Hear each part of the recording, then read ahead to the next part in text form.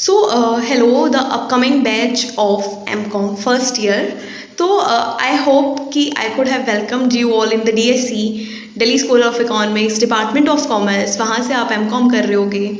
But I will be pass out this year. But don't worry.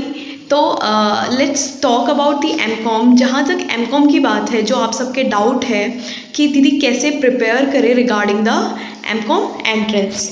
तो जो MCOM entrance होता है ना बच्चों, तो MCOM एंट्रेंस में 4 यूनिट आती है. I have made a video कि सिलेबस क्या है, बट उसमें जो है मेन टॉपिक है. तो today I made a brief video कि कैसे आप प्रिपेयर करो, क्या स्ट्रेटजी फॉलो करो, वो सब के रिगार्डिंग कौन सी बुक रेफ़र करनी है. तो इस वीडियो को एंड तक ज़रूर देखना and you will get to know कि कैसे टिप्स एंड बुक और कैसे क्वेश्चन, क्या 1 महीने की आपकी स्ट्रेटजी होनी चाहिए. यस, 1 महीना ही लेफ्ट है. तो अराउंड जो डेट शीट तो अभी नहीं आई, बट जो डेट्स आई हैं September 6 to 11, तो उसी के बीच में आप लोगों का एग्ज़ाम होगा. चांसेस कुछ अभी कह नहीं सकते एग्ज़ाम पोस्टपोन या कुछ भी. तो बेटर कि आप प्रिपेयर कर लो. तो moving to the next slide. तो जो सिलेबस है आपके एंट्रेंस का, एंट्रेंस की बात करें तो देखो, एंट्रेंस जो है 2 घंटे का है और जो मार्क्स होंगे वो 400 मार्क्स का है. 100 क्वेश्चन आते हैं and each right answer carry 4 mark and 1 each wrong answer carry -1 mark. तो नेगेटिव मार्किंग होती है. जो ये 4 सेक्शन है, ये आप जो देख रहे हो, unit 1 economics, unit 2 accounts, unit 3 business stats and mathematics, unit 4 business organisation management, business law, company law and income tax law. तो ये जो 4 यूनिट है, सबसे 25 ईच क्वेश्चन आते हैं. और उसके अलावा आगे बात करें तो जो इनमें बुक रेफ़र करते हैं वो बीकॉम ऑनर्स के सिलेबस की रेफ़र करते हैं. I know BCom programme students जो अगर ये वीडियो देख रहे हैं तो उन्हें ये रहता है कि बुक्स कहाँ से लाए, कैसे प्रिपेयर करें. But you need not to worry कि I am also BCom program student and if I talk about हमारी क्लास में, I am a Ramjas pass out. तो रामजस से हमारे बैच के 6-7 बच्चे लाइक बीकॉम प्रोग्राम के.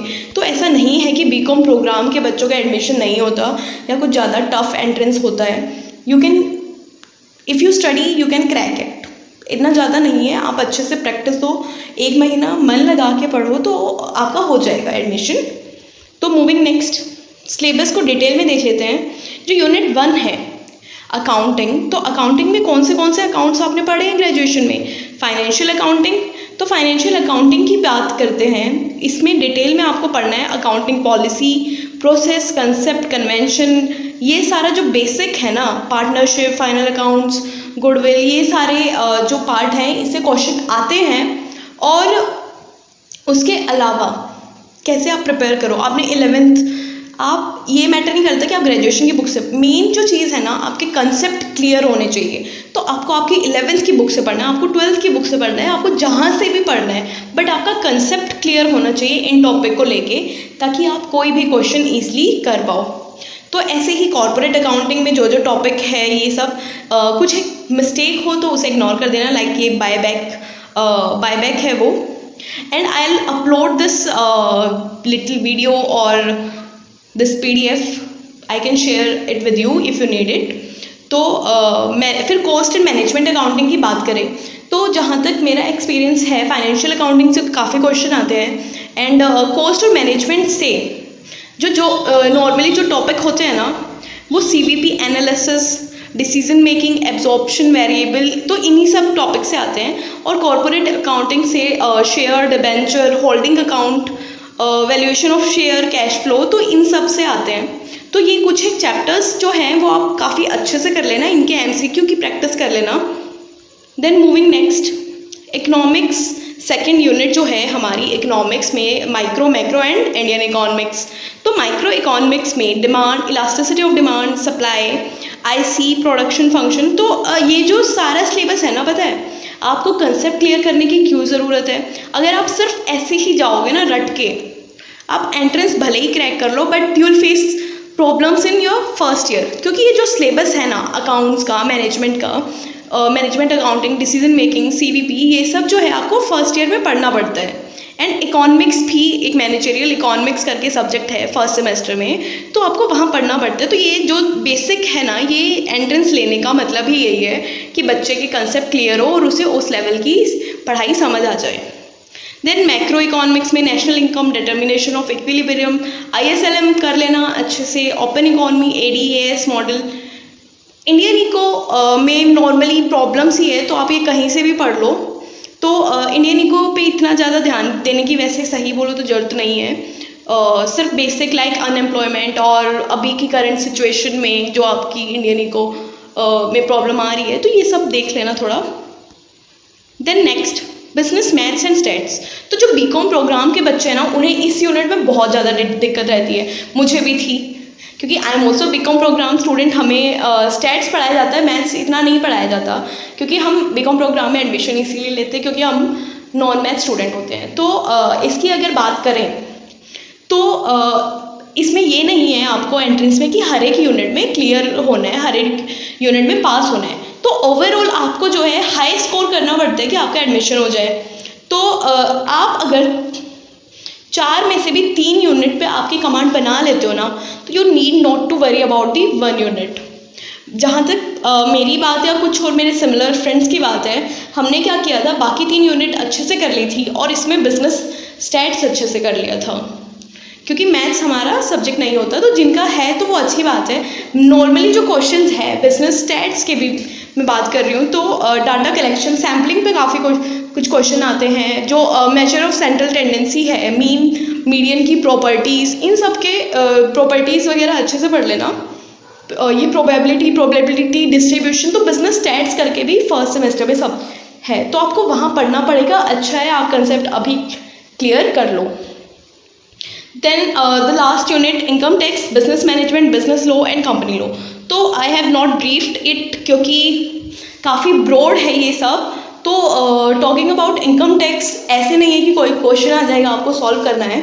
इनकम टैक्स में हमारे टाइम में जो क्वेश्चन थे वो इस टाइप से थे कि करंट जो स्लैब्स में चेंज आया है, और बिजनेस लॉ में कॉन्ट्रैक्ट सेल्स, ये सारे मतलब एक्ट आपको सबको पढ़ने हैं। तो इस टाइप के जो क्वेश्चंस हैं, MCQ है कॉन्ट्रैक्ट के, सेल्स के, इनकम टैक्स, करंट स्लैब्स और ये सब, तो वो सब पढ़ लेना। बिजनेस मैनेजमेंट में तो वही है, प्लानिंग, ऑर्गेनाइजिंग, स्टाफिंग, कंट्रोलिंग, यही सब। हाँ, बस बिजनेस मैनेजमेंट में ये है कि थोड़े से थ्योरीज टाइप के क्वेश्चन जो है वो आते हैं। ये थ्योरी किसने दी, इस थ्योरी में क्या है। तो क्योंकि ये भी एक सब्जेक्ट है नेक्स्ट सेमेस्टर MCom में अगर आप एडमिशन लेते हो तो ये जो कोर्स का एंट्रेंस का सिलेबस बनाने का एक वो है ना, वो सिर्फ इसीलिए है कि बच्चा पहले से प्रिपेयर हो, कंसेप्ट क्लियर हो, ताकि वो मास्टर्स में आए तो वो अच्छे से पढ़ पाए। देन स्टडी टिप, मैं मेरा तरीका बताती हूँ कि मैंने कैसे पढ़ा था। देखो, this is the question, homogeneous subset in the sampling are called. तो सैम्पलिंग में अगर किसी भी सैम्पल में हम सबसेट बनाते हैं और होमोजीनियस सब एक जैसे सबसेट हैं, तो उसे क्या कहते हैं। तो ऑप्शन दिए हैं क्लस्टर, सैम्पल, सैम्पल साइज, स्टार्टा, है ना। आपके सामने एक क्वेश्चन है, तो नॉर्मल इन द कोर्स कि आप कैसे प्रैक्टिस करते हो, आप डायरेक्ट देखोगे आंसर आपको आता है तो ठीक है, बट ऐसा नहीं है। अगर आपको आंसर आता भी है ना, तो आप बाकी के जो ऑप्शन है उन्हें भी पढ़ो। लाइक इसका आंसर D है। स्ट्रेटा में हम क्या करते हैं, अलग अलग स्ट्रेटा में सैम्पल्स को डिवाइड करते हैं, फिर उसके बाद सैम्पल निकालते हैं। तो इसका आंसर स्ट्रेटा आ गया, बट यहाँ पे नहीं छोड़ना है। क्या पता अगला क्वेश्चन क्लस्टर से आ जाए और सैम्पल से आ जाए, सैम्पल साइज से कोई क्वेश्चन आ जाए, तो आपको हर एक ऑप्शन को पढ़ना है।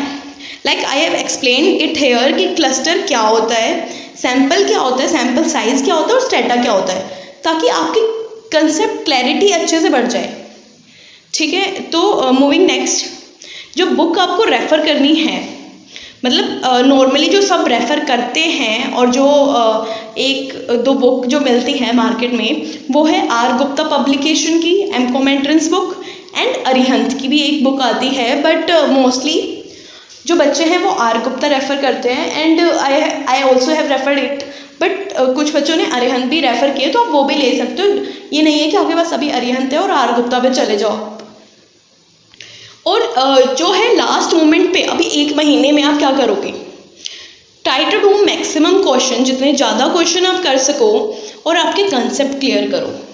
जो कंसेप्ट रिपीट हो रहे हैं ना क्वेश्चंस में पास्ट ईयर्स में, या फिर आपको लग रहा है कि आ सकते हैं, आपके इंट्यूशन पे जाओ, पास्ट ईयर के क्वेश्चन पेपर सॉल्व करो।